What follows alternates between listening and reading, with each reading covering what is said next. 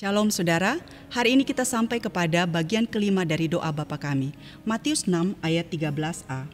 Dan janganlah membawa kami ke dalam pencobaan, tetapi lepaskanlah kami daripada yang jahat. Saudara, setiap manusia dalam hidupnya akan menghadapi ujian atau pencobaan. Namun, apakah yang dimaksud dengan pencobaan di sini? Apakah Tuhan mencobai manusia? Di dalam Yakobus 1 ayat 13 mengatakan, apabila seorang dicobai, janganlah ia berkata, pencobaan ini datang dari Allah, sebab Allah tidak dapat dicobai oleh yang jahat dan ia sendiri tidak mencobai siapapun. Sementara di dalam Yakobus 1 ayat 2-3 mengatakan, saudara-saudaraku, anggaplah sebagai suatu kebahagiaan apabila kamu jatuh ke dalam berbagai-bagai pencobaan, sebab kamu tahu bahwa ujian terhadap imanmu itu menghasilkan ketekunan. Nah, bagaimana kita memahami akan hal ini? Saudara, kata peirazo atau peirasmos, kata Yunani yang digunakan di dalam Perjanjian Baru, di dalam bagian ini artinya adalah pencobaan. Namun saudara, kata ini bisa mengandung dua sifat, yaitu mencobai atau menguji. Nah, secara sederhana mencobai dan menguji itu kita bisa bedakan dari sumber, motivasi, dan tujuannya. Pencobaan dilakukan oleh si jahat. Dan hal itu bisa berubah sebuah tindakan atau rayuan atau bujukan yang jahat yang memprovokasi manusia untuk berdosa terhadap Allah dengan melanggar perintahnya. Nah, sementara pencobaan ini saudara sangat berbeda dengan ujian. Ujian itu diberikan oleh Tuhan.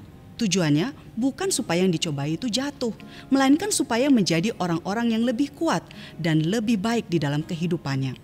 Jadi ujian yang diberikan kepada kita itu bisa dikatakan sebagai sebuah tindakan Allah untuk membuktikan dan menguji iman manusia, untuk memperlihatkan kepada dirinya sendiri dan juga kepada orang-orang lain apa yang ada di dalam hatinya. Saudara, lalu kalau pencobaan ini mengandung dua arti, mengapa Tuhan Yesus mengajarkan kita untuk berdoa supaya jangan membawa kita ke dalam pencobaan? Saudara, pertama, ketika Tuhan Yesus menguji, iblis itu akan berusaha untuk menggunakan kesempatan tersebut untuk menjatuhkan kita. 1 Petrus 5 ayat 8 mengatakan, sadarlah dan berjaga-jagalah. Lawanmu si iblis berjalan keliling seperti singa yang mengaum-ngaum dan mencari orang yang dapat ditelannya. Nah, kedua saudara, ketika menghadapi ujian kita bisa jatuh. Tekanan ketika menghadapi ujian itu kadang begitu berat sehingga kita bisa jatuh dan tidak kuat untuk menghadapi ujian tersebut. Saudara, lalu apakah arti ketika kita berdoa, janganlah membawa kami ke dalam pencobaan ini? Kita bisa memahami ini di dalam dua pengertian. Yang pertama, artinya adalah bukan berarti meminta supaya kita tidak terkena atau jatuh di dalam pencobaan, melainkan supaya kita tidak jatuh ke dalam dosa ketika menghadapi pencobaan tersebut. Kedua saudara, arti doa ini adalah kita meminta supaya Tuhan memberikan kita kekuatan ketika kita menghadapi pencobaan. Jika pencobaan datang, kita meminta kekuatan untuk melawan tipuan dan pekerjaan iblis yang mencoba untuk menghancurkan iman dan kehidupan kita. Saudara, ada penghiburan yang sangat besar bagi kita ketika menghadapi ujian dan pencobaan ini, yaitu khususnya ketika kita menghadapi pencobaan dalam hidup kita. Ada sebuah fakta bahwa iblis itu sudah dibelenggu. Kuasanya telah dipatahkan melalui kematian Yesus di atas kayu salib. Dia tidak dapat bertindak lebih jauh daripada yang Allah izinkan.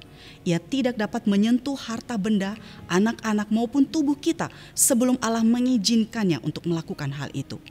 Dan ketika kita menghadapi ujian dan pencobaan, tentu saudara itu tidak mudah. Nah, kita mungkin mengalami sakit dan pembentukan yang begitu berat. Namun seperti yang dikatakan oleh Yakobus terhadap ujian tadi, bahwa ujian itu terhadap iman kita itu akan menghasilkan sebuah ketekunan. Dan pepatah mengatakan saudara, tidak ada emas yang tidak melewati api pemurnian, tidak ada berlian yang tidak diasah. Tanpa pencobaan dan ujian, kita tidak akan pernah tahu kualitas iman dan pribadi kita. Janganlah membawa kami ke dalam pencobaan, tetapi lepaskanlah kami daripada yang jahat. Amin.